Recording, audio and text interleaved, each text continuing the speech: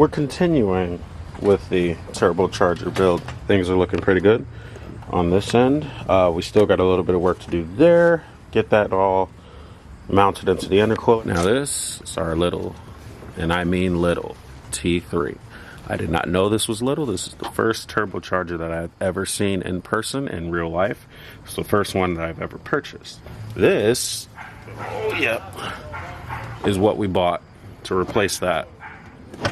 And this here is a T4 1.05 AR 98 millimeter turbo, or supposedly.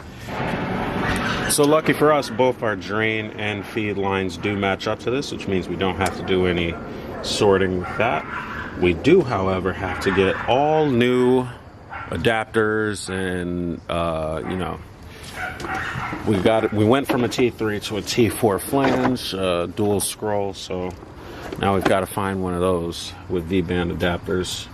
Interestingly enough, they make an adapter that's going to fit this application a lot better for the T4 than the T3. I've luckily found an adapter that goes from this T4 dual scroll flange to a 90-degree 3-inch elbow that has the adapter for your wastegate, something that I'm running into.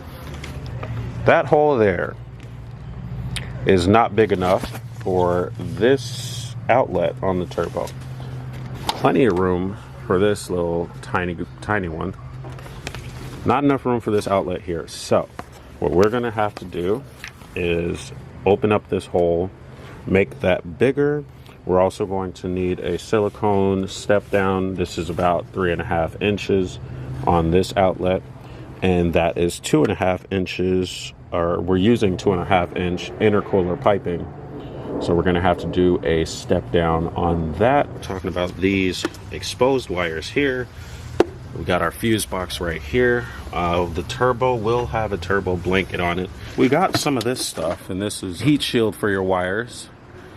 And assuming that your wires are already disconnected, you would just slide it over, and then you have a heat barrier protecting all of your wires. My wires are not all disconnected, so in any case this would have had to have been cut open. But the other issue with this is that this diameter is far too small for the amount of wiring, or the thickness of wiring that is running here. What we will be doing is going to be cutting this to length, split it open. We'll cut another side to length, split it open, and we will double the diameter of this, and we will use our metal zip ties to close this up and have it stay shut. That is going to be how we're going to protect against the heat with the wiring that sits here and all of the wiring that is behind here for the headlight. So all of that is going to be covered in this heat shield, and that should take care of our heat management issue. I need to change this, which is the fuel pressure regulator. I need something known as a rising rate fuel pressure regulator. Just a little setback, you know, a couple of adapter pieces we got to buy for the new turbo and new fuel pressure regulator, and then we still have the exhaust fabrication to do. In the meantime though, we're going to get some of this heat management taken care of, and grab some of our metal zip ties down here, and we're gonna grab our split wire heat shield. See, I believe this is some sort of, not necessarily Kevlar, but it's some sort of material that yeah, we'll just call it heat management material. So yeah, we'll get this wrapped around our wires, get that zip tied up, get all the heat management done today. Now, this is probably going to be for sale.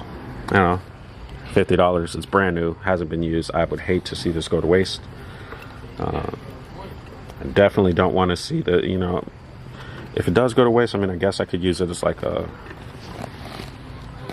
decoration or something. No, I want to see somebody use this. All right, so I want this to be sold.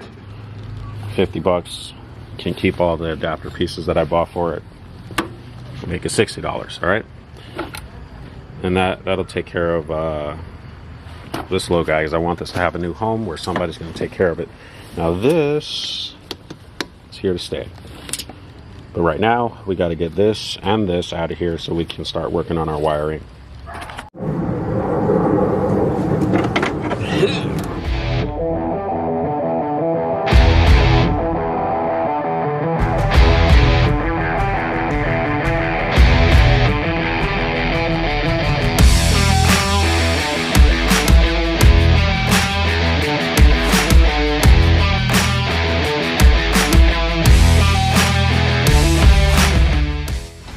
We know the things that we need to change now, thanks to that Facebook group, the 1UZ, 2UZ, 3UZ forced induction Facebook group.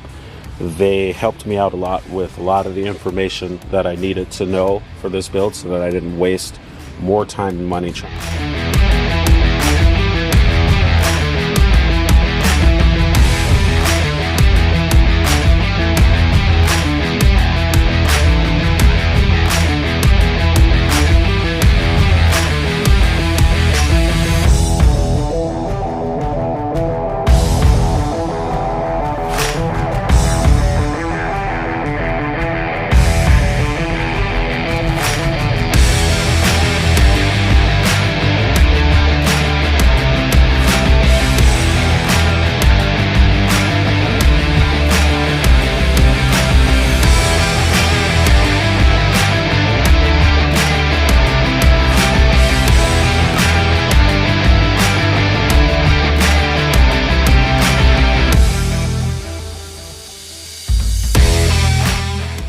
Alright, is that overkill?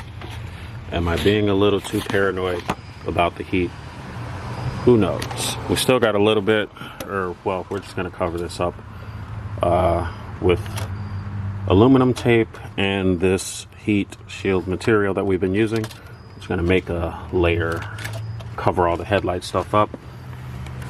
But it kind of does feel like this is a bit overkill. I'm not sure, but I don't care. I want to be safe. I don't want anything melting or burning, and well, we'll see how this whole thing holds up. Cool. Anyway, I forgot I had this stuff, which is kind of like aluminum tape, or it's supposed to be some kind of heat shield tape or whatever. In any case, I never used it, but now I'm going to use it to tape up the actual heat shielding material and make that barrier I was talking about. Probably gonna have to snip off some of the metal zip ties that I put on, so we'll see about that. Anyway, let's get this done.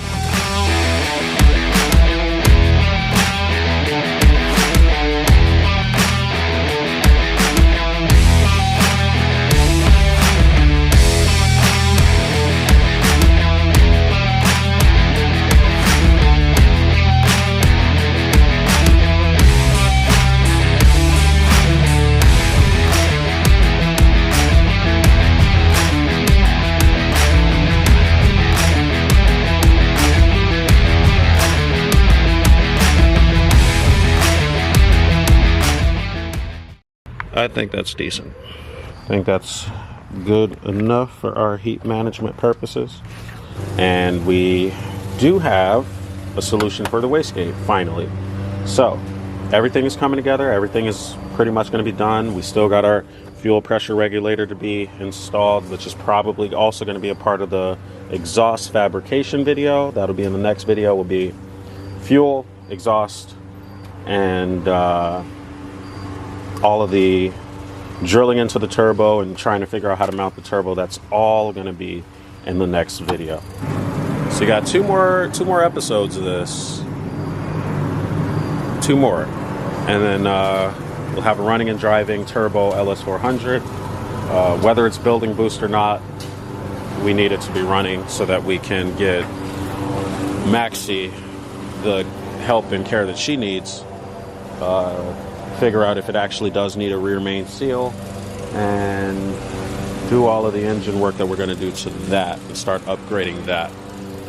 Till then, thanks for watching.